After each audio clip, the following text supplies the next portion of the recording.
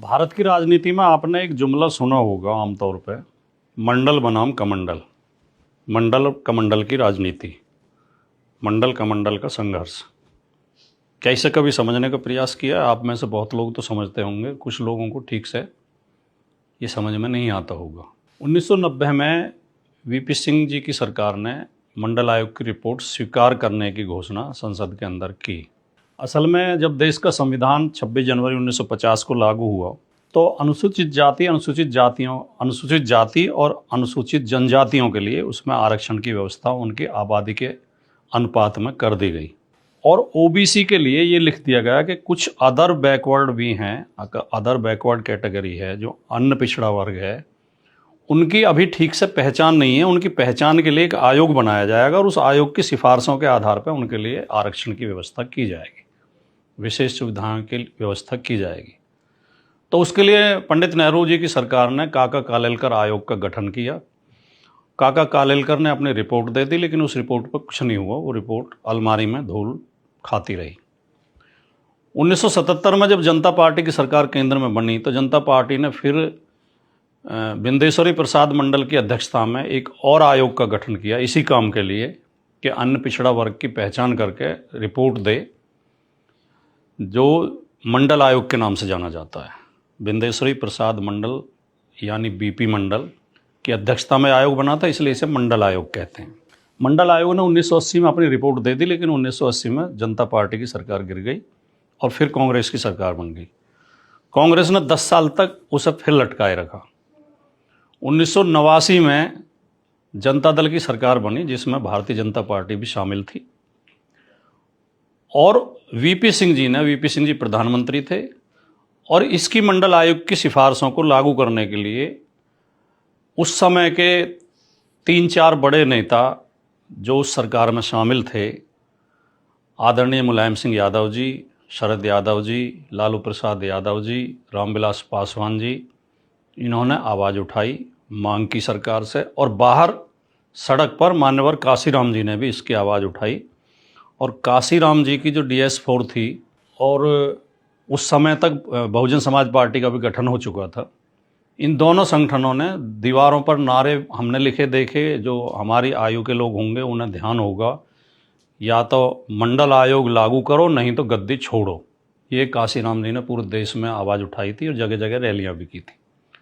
तो इन सब आवाज़ों के कारण, और वीपी सिंह जी स्वयं एक न्यायप्रिय व्यक्ति थे, एक संत प्रवृत्ति के व्यक्ति थे। मैं वीपी सिंह जी के व्यक्तिगत तौर पर बहुत संपर्क में रहा, उनके साथ रहा, उनके साथ कई बार गाड़ी में यात्रा करने का अवसर मिला, उनके साथ आंदोलनों में शामिल रहे।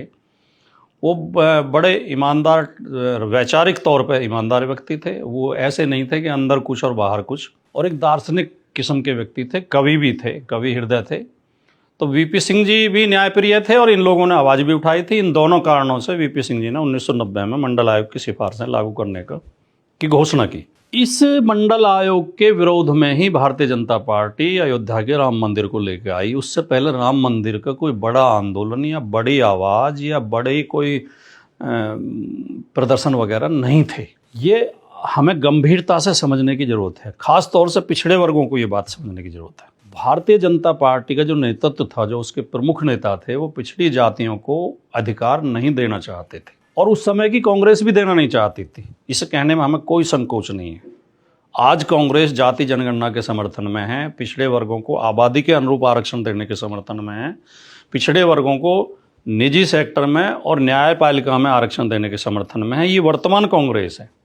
खासतौर से राहुल गांधी अखिलेश यादव जी के साथ बढ़ चढ़ के इस आवाज़ को उठा रहे हैं। लेकिन उस समय की कांग्रेस मंडल के समर्थन, मंडल आयोग की सिफारिशें लागू करने के समर्थन में नहीं थी, वरना तो वो 40 साल न लटकाया जाता।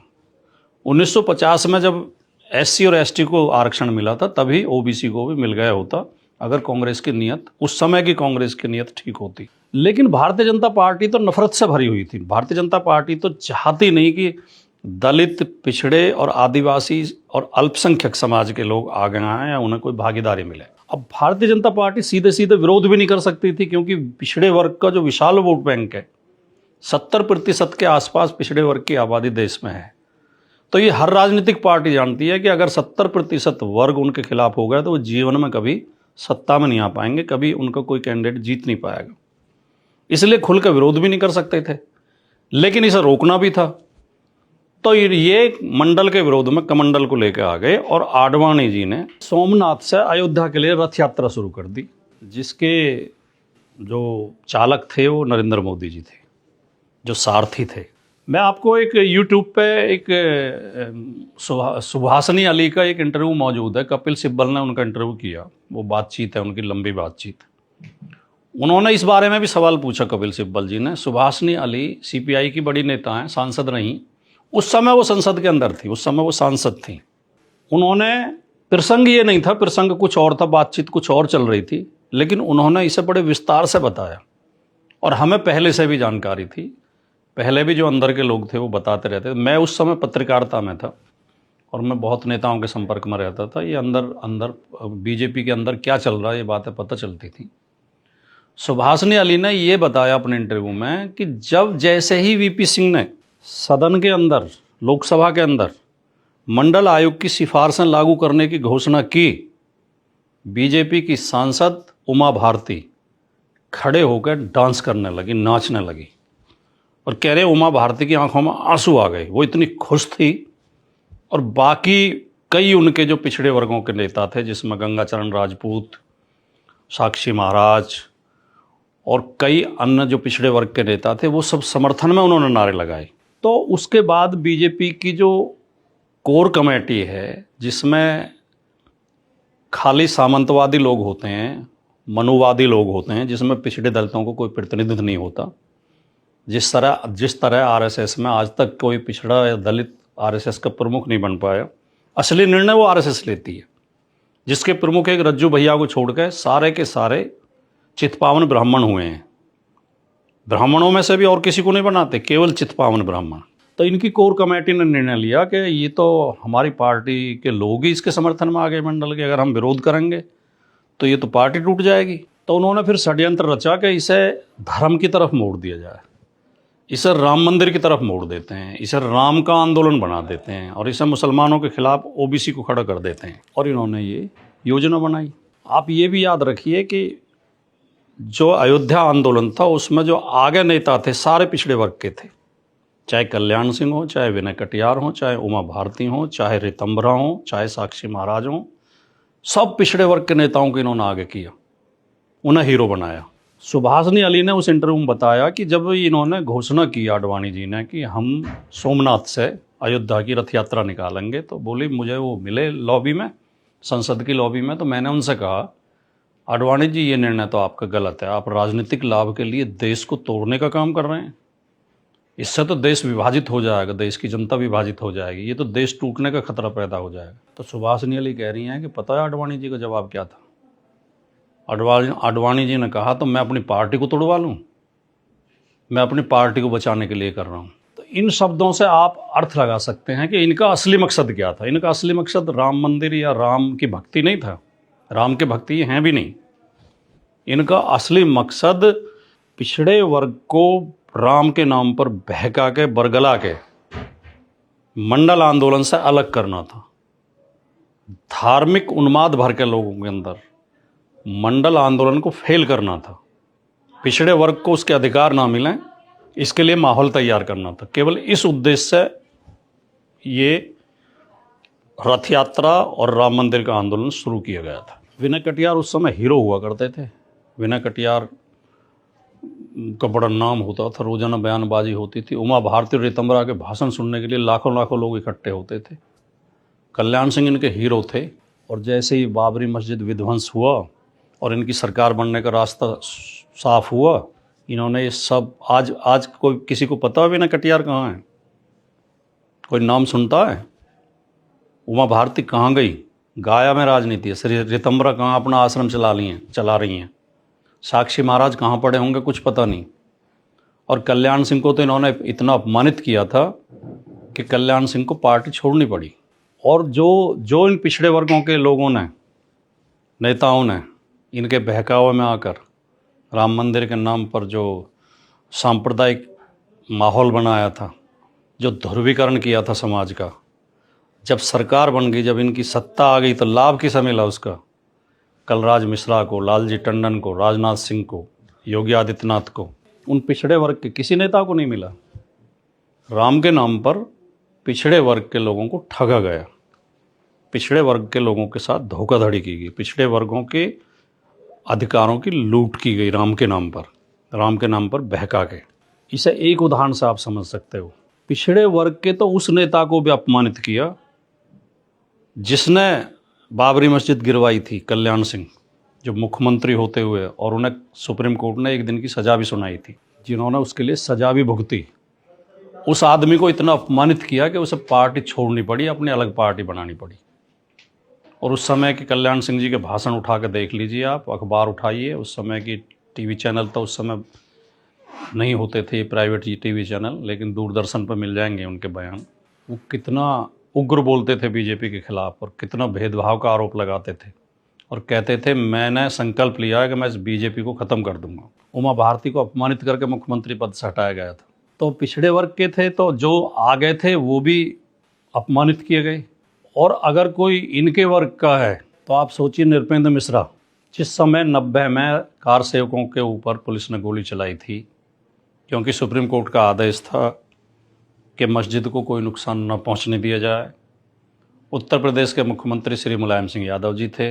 मुलायम सिंह यादव जी ने अपने प्रशासन को ये निर्देश दिया था कि सुप्रीम कोर्ट के आदेश का पालन किया जाए और नुकसान पहुंचाने से रोका जाए, चाहे बल प्रयोग करना पड़े। नृपेंद्र मिश्रा उस समय मुख्यमंत्री श्री मुलायम सिंह यादव जी के प्रधान सचिव होते थे, चीफ सेक्रेटरी होते थे। ये सबको पता है, मीडिया में रिपोर्टें आई थी, और नृपेंद्र मिश्रा ने खुद भी एक इंटरव्यू में बोला है, वो वीडियो मौजूद है यूट्यूब पे, आप सर्च करके सुन सकते हैं, कि जब कार सेवक वहाँ अयोध्या पहुँच रहे थे और वहाँ तनाव की स्थिति हो रही थी, तो नृपेंद्र मिश्रा कंट्रोल रूम संभाल रहे थे, और उन्होंने ही जब वहाँ से रिपोर्ट मिली, लगातार वहाँ रिपोर्ट ले रहे थे, लोग बता रहे थे ऐसे आ गए हैं, इतने आ गए हैं, इतने आगे बढ़ गए हैं, वहाँ तक पहुँच गए हैं। और जब उसके ढांचे के ऊपर, मस्जिद के ऊपर कुछ लोग चढ़ गए, 1-2 लोग, और एसएसपी डीएम ने कहा कि जी हमें निर्देश दीजिए, अब हम क्या करें, तो नृपेंद्र मिश्रा ने ही गोली चलाने का आदेश दिया था कि आप गोली चलाइए, लेकिन बाबरी मस्जिद को कोई नुकसान नहीं पहुँचना चाहिए। ये नृपेंद्र मिश्रा खुद अपने इंटरव्यू में कह चुके हैं कि गोली चलाने का आदेश मैंने दिया था, वो मुलायम सिंह यादव जी ने नहीं दिया था। मुलायम सिंह यादव जी ने तो खाली ये कहा था कि सुप्रीम कोर्ट के आदेश का पालन किया जाए। तो वो नृपेंद्र मिश्रा क्योंकि ओबीसी से नहीं आते, क्योंकि एससी नहीं है, क्योंकि वो मिश्राजी हैं, तो उन्हें तो बीजेपी ने राम मंदिर निर्माण समिति का अध्यक्ष बना दिया। और कल्याण सिंह जो मस्जिद गिरवाने में जिनकी महत्वपूर्ण भूमिका थी 1992 में, 6 दिसंबर 1992 को, उन्हें अपमानित करके पार्टी से निकाला। ये अंतर बीजेपी और आरएसएस पिछड़े वर्गों में और मनुवादियों में करती है।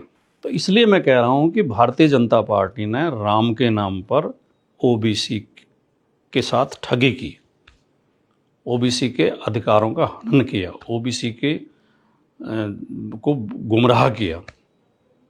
और मैं एक बात और बता दूं, ये बहुत कम लोगों को पता होगा, 23 दिसंबर 1949 को बाबरी मस्जिद के अंदर जबरन लाके रामलला की मूर्ति रखी गई थी। ये मुकदमा आज भी थाने में उसका रिकॉर्ड है, और उस समय होता था अयोध्या थाना, आजकल वहाँ राम जन्मभूमि नाम से थाना, नया थाना बना है, जो 90 के बाद बना था। उस समय थाने के एसओ, अयोध्या थाने के एसओ थे राम सिंह दुबे, जिन्होंने एफआईआर लिखी थी कि महंत दिग्विजय नाथ, हनुमान प्रसाद पोद्दार, और 2 नाम और हैं, वो मुझे अभी मैं भूल रहा हूँ, वो मिल जाएंगे नेट पे, सर्च करेंगे तो। ये 4 लोग आए और यहाँ जबरन मूर्ति रख गए।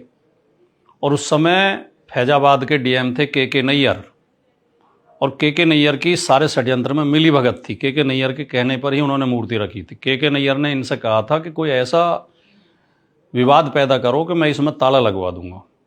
23 दिसंबर 1949 से पहले हर जुम्मे के दिन बाबरी मस्जिद में नमाज होती थी। जब 23 दिसंबर की रात को इन्होंने वहाँ जबरन जाकर रामलला की मूर्ति रख दी, तो के नैयर ने मस्जिद के अंदर ताला लगवा दिया, मस्जिद के गेट पर, कि विवादित हो गई है। उस समय देश के प्रधानमंत्री पंडित जवाहरलाल नेहरू थे, उत्तर प्रदेश के मुख्यमंत्री गोविंद बल्लभ पंत थे।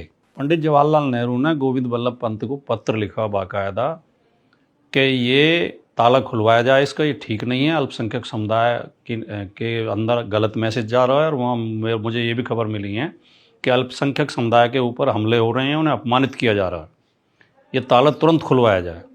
गोविंद बल्लभ पंत ने डीएम को पत्र लिखा कि ताला खुलवाया जाए बाबरी मस्जिद का, और डीएम के नैयर ने वापस पत्र लिख दिया और ये कह दिया कि अगर ताला खुलवाया गया तो यहाँ शांति भंग हो सकती है, इसलिए मैं ताला नहीं खुलवाऊंगा।